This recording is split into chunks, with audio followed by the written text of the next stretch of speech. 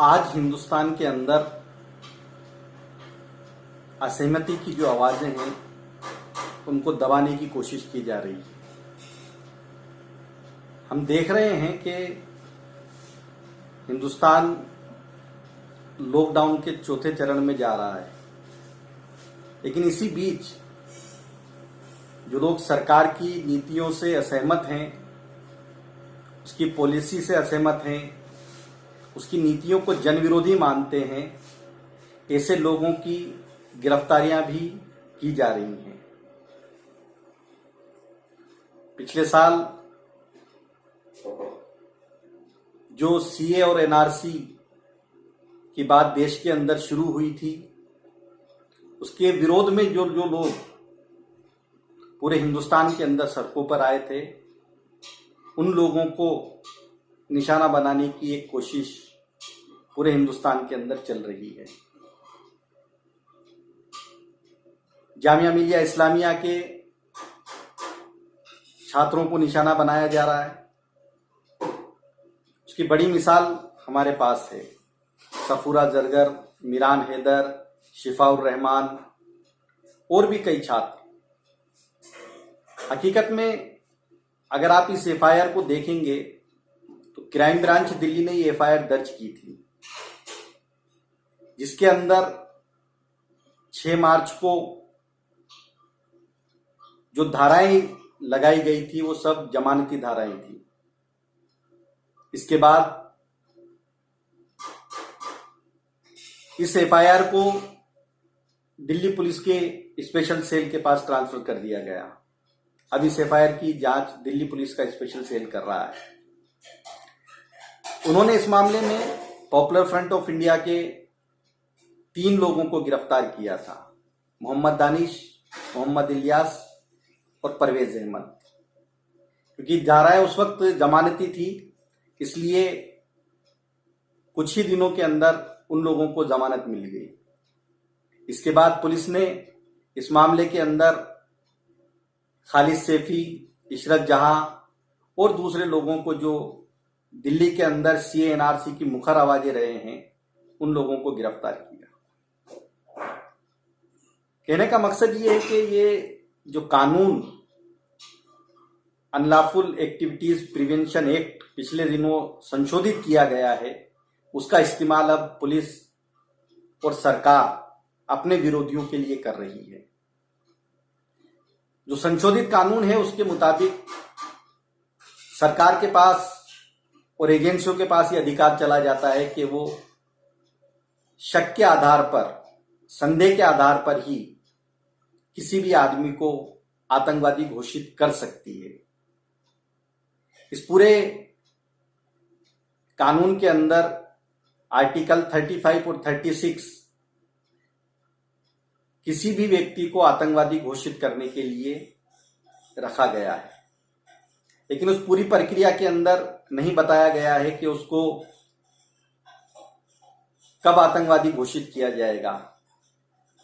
प्रकरण शुरू होने से पहले आतंकवादी घोषित किया जाएगा, प्रकरण चलने के दौरान आतंकवादी घोषित किया जाएगा, या प्रकरण कंप्लीट हो जाने के बाद आतंकवादी घोषित किया जाएगा।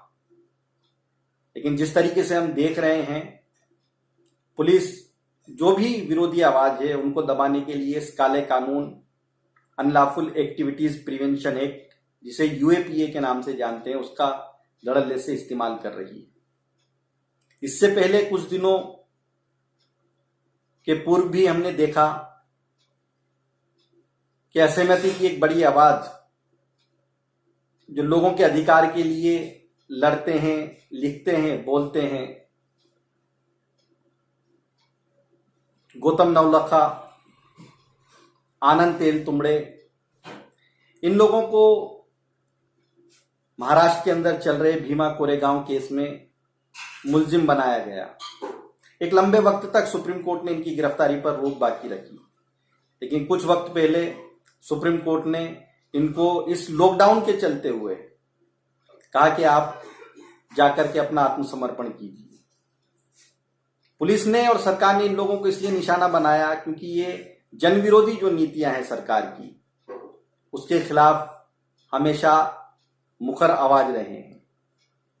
इससे पहले इस मामले के अंदर जो भी सरकार से असहमत रहने वाले एक्टिविस्ट रहे हैं, कार्यकर्ता रहे हैं, पत्रकार रहे हैं, वकील रहे हैं, उन लोगों को सरकार ने निशाना बनाया है। इसी केस के अंदर नागपुर यूनिवर्सिटी की प्रोफेसर सोमा सेन है, मानवाधिकार के लिए लड़ने वाले वकील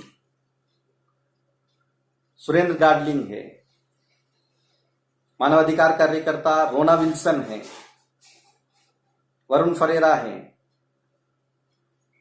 इस तरीके के बहुत नाम हैं जो सरकार की नीतियों से असहमति रखते हैं।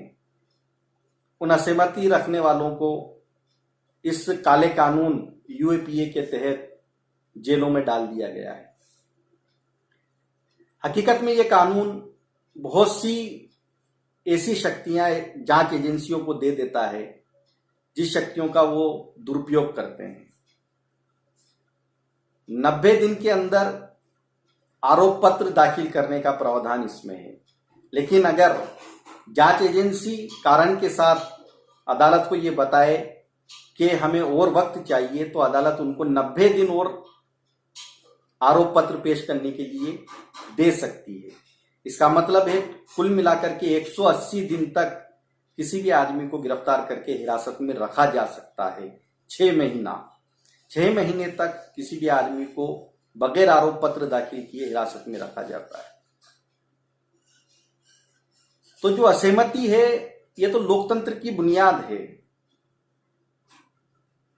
अपने फैसले में जस्टिस चंद्रचूड़ जो सुप्रीम कोर्ट के जज हैं, उन्होंने कहा था कि असहमति जो है वो लोकतंत्र के लिए जरूरी है।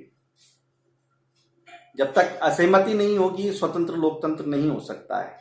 तो लोकतंत्र को स्वतंत्र बनाने के लिए, लोकतंत्र को लोगों के लिए बनाने के लिए असहमति होना जरूरी है। असहमति होना देशद्रोह नहीं है, लेकिन लोग जो सरकार के साथ हैं, एजेंसियां जो सरकार के लिए काम कर रही हैं, और सरकार ऐसे काले कानून का इस्तेमाल करके उनकी आवाजों को दबा रही है।